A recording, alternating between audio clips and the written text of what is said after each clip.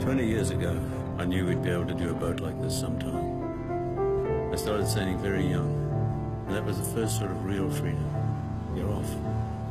I saw a boat that was being built, and I thought, how does somebody design that? That's amazing.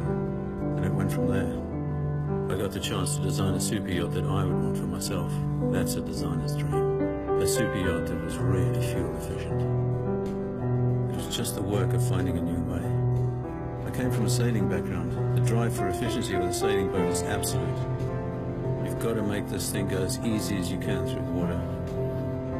We knew that if we made this kind of hull and put an engine in, it's going to be fantastic. I've called this boat a design Everest.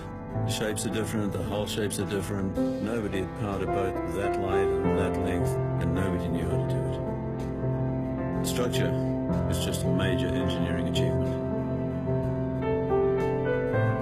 When the boat went in the water, everything was different. It uses a seventh of the fuel.